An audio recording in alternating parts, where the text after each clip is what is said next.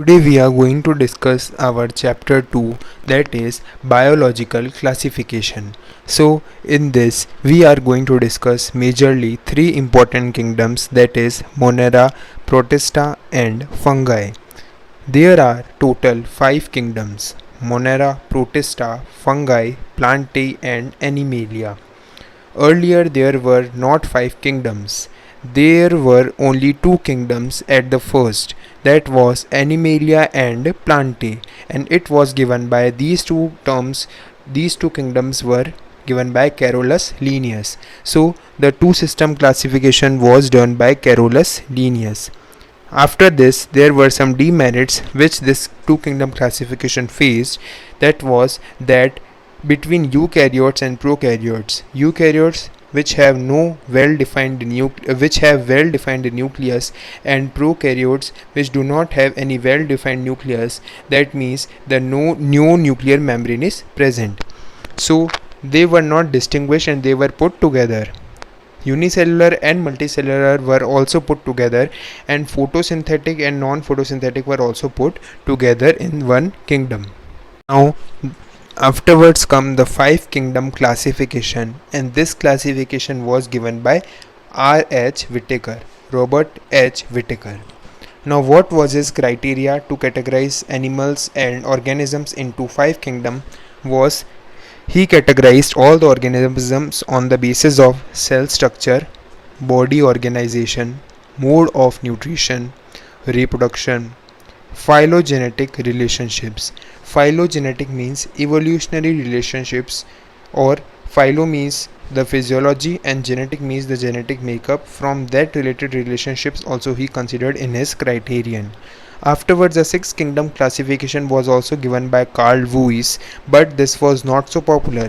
He categorized organisms into 3 basic types: archaea, bacteria and eukarya. Archaea contained the kingdom Archaebacteria. Bacteria contained the kingdom Eubacteria, and eukarya contained the kingdom Protista, fungi, Plantae and Animalia. Earlier plants. Now see the merits first of this 6 kingdom classification. We had a detailed study and detailed categorization of all the organisms. Demerit was scientists proved this as to be time consuming. Earlier plants contained bacteria, blue-green algae, fungi, moss, ferns, gymnosperms and angiosperms together in only the kingdom plants.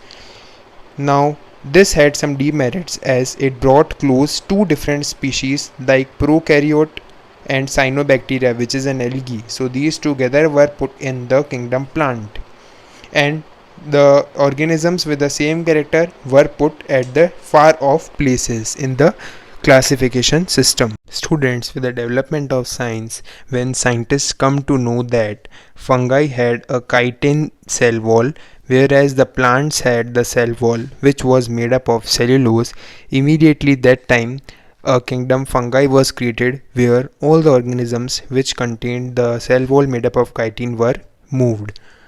Now with the development and studies, now there were few exceptions and few developments that were brought, like now all the monerans or all the prokaryotic organisms were put in kingdom Monera, and all the eukaryotic organisms were put in kingdom Protista. Protista included Chlamydomonas and Chlorella. Now these two were earlier in kingdom Algae. Now in today's science no such kingdom algae exists, but earlier they were placed in algae, but now they have brought into together in Protista. Paramecium and amoeba were earlier put in Animalia, but now they are put in Protista. Nowadays, in addition to morphological, physiological, reproductive characteristics, we have already discussed about the 5 kingdom classification by R.H. Whittaker. Nowadays, phylogenetic, that is the evolutionary character, is also included for the classification studies.